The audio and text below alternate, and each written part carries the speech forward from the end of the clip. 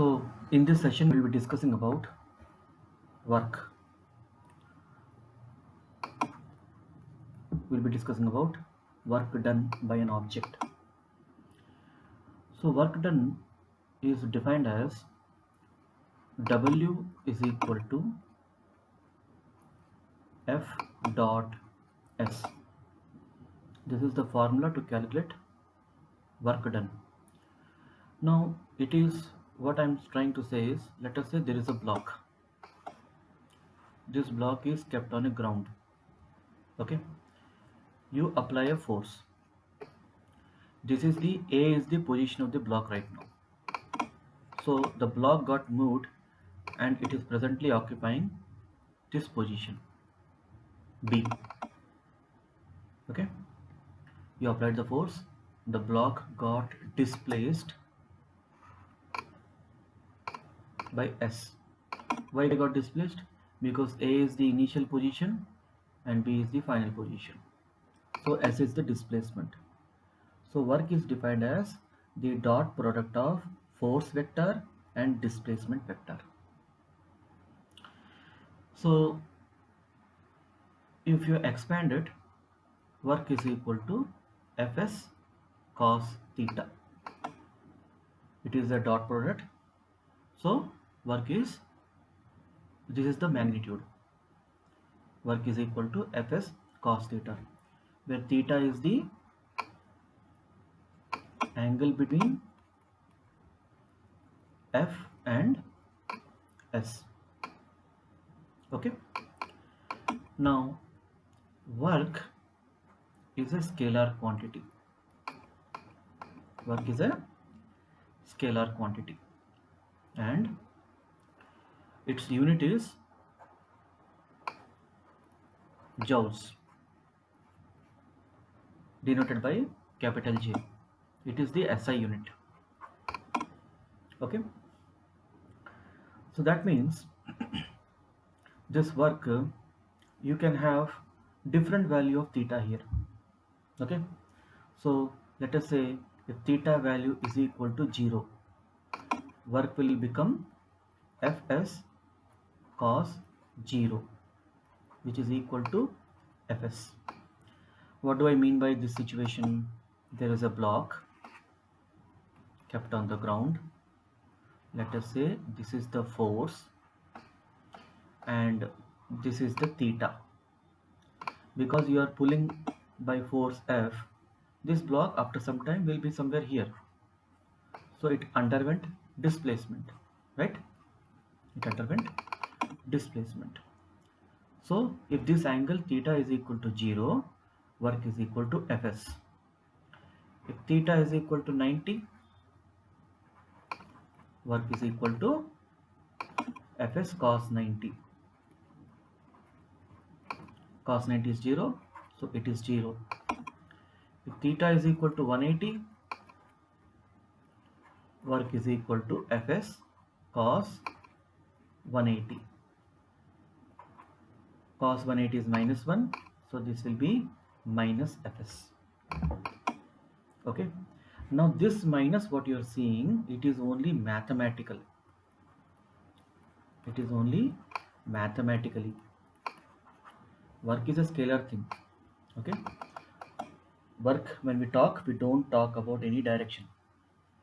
Okay, so this plus minus we are talking only mathematically.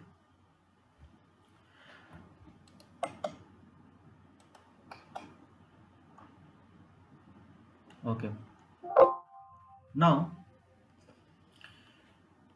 in that example, when you're putting this force F, the object is displaced in this direction, it came over this position, and you're writing work is equal to Fs. Okay, and more correctly Fs cos theta. Okay, because work is F dot S, right? Work basically is F dot S and Fs cos theta. So the most important point is the force F and S should be in same direction. Okay, like they should be parallel or anti-parallel. You cannot apply force in this direction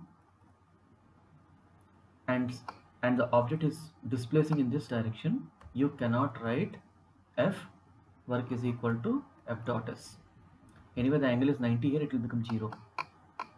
Okay, so when you're writing the work formula, you have to see that the force and S are in the same direction. In the previous example also, if you see, when you took the component, you took which component? F cos theta you took. But here, so this component is F cos theta. Okay, this component is F sin theta. We have taken this component. That means the force component and the displacement should be in the same direction. The force component and the displacement should be in the same direction.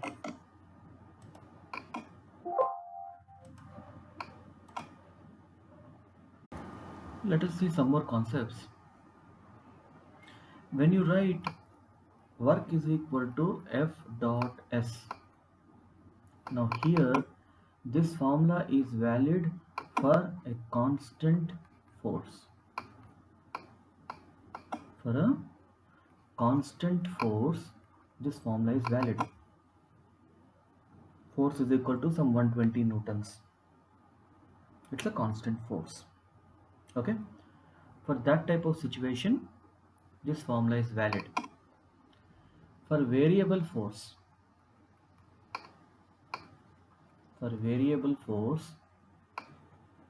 what is the procedure to find out work? Here the formula is work done, W is equal to integration of F dot ds. For a variable force, the formula becomes W is equal to F dot ds. Here constant force means some force value is given to you, 120 newtons. You should apply this formula. Why we have to follow this approach means, let us say this is a wall. This is wall A. This is wall B. There is a small block. Let us say this is the ground. There is a small block which is kept over here. Okay, small block P of some mass is kept over here. Now this block has to be moved from here to here. So P dash is the final position. Let us say P is the initial position, P dash is the final position. So how this block has come from here to here? The block was slightly moved here, then it was moved here, then here, like that here, like that here, and like that here. So that means from here to here some work was done. Let us say W1. So here to here some work was done. Let us say W2. From here to here some work, W3. So on and so forth. So the total work here is basically it is W1 plus W2 plus W3 plus so on. Okay. So we can say that, let us say this block is there and this block has been moved by a very small displacement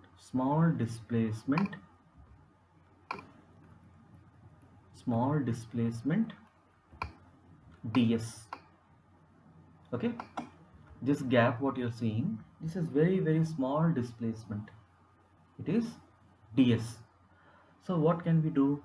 So here this work 1, okay, so for doing work 1 it will be moved by small displacement, let us say ds1. Okay, so force is same here. Let us say you are applying a force on this block, so it is F ds1, like that, F ds2, F ds2, F ds3, so on and so forth. In integration terms we are calling it as F ds. Integrating means what? Integrating means adding all small works to get the total work done. Okay, adding small works to get the total work done. When that type of numerical comes, I will explain how to do that type of numerical. But you have to basically at this stage understand that are you dealing with a constant force or are you dealing with a variable force. If it is constant force, straight away put the formula, you get the answer. And you have to see what is the angle between F and S, whether the angle is 0, 90, 60, 30 degrees. It can be anything. Okay, from 0 to 360 it can be any angle. Theta can be from 0 to 360, it can be any angle. But you have to take a component. Which component you have to take? The component should be in the direction of the displacement. The component of the force should be in the direction of displacement, either parallel or anti-parallel. Anti-parallel means reverse. Okay, that means if you take a block, force is applied like this, displacement happening in this direction. There can be a situation where force is applied like this and displacement still is happening in this direction. Even that type of situation also is possible.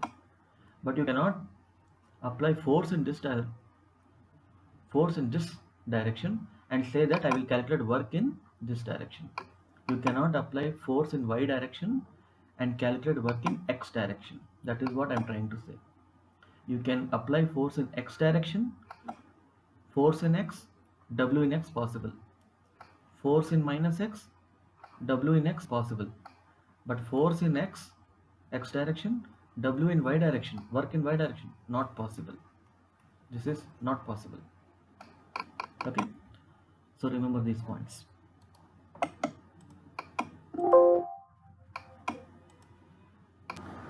Now let us see a simple question to understand how to calculate the work done. Suppose there is a block given, a force of 100 Newton is applied on the block. The block is making angle 30 degree. Okay, and the block is displaced by 2 meters. Okay, there is a block, 100 Newton force is applied, the force is making 30 degree with the horizontal, the block moved in the horizontal direction by 2 meter. How to find the work? So work is equal to Fs cos theta. Okay, so here force is 100, displacement is 2 and cos 30. So it is 200 into cos 30. Cos 30 is root 3 by 2. So it is 100 root 3 joules. Okay. Now let us see another situation. Okay. Let us say the block was here and a force of 30 Newton is applied on the block, and the initial position of the block, this is the origin, this is the reference point. Okay, let us say the reference point is A. The block is situated at a distance of 8 meters from the initial position A, and the final position of the block is 12 meters from the reference point A. See, the block is now at B position. You applied the force. From B it went to C, and C is 12 meters from the origin point, reference point. In this case, how you will find the work means, basically work done is equal to, when you are writing this Fs, this S is the total displacement, actual displacement. So here you should write F into S2 minus S1. Okay, so F is 30, so you can take this as reference point. So S2 will become 12.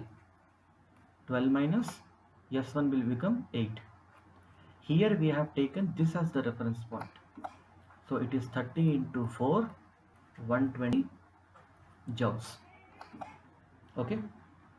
So you have to see what is the net displacement. What is the net displacement? The net displacement is not from this point to this point. The net displacement is from this point to this point. This is your net displacement. Okay. So you should note this point. So this is an important point. So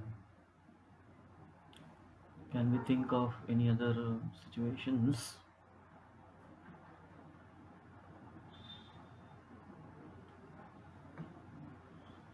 Yeah. Okay.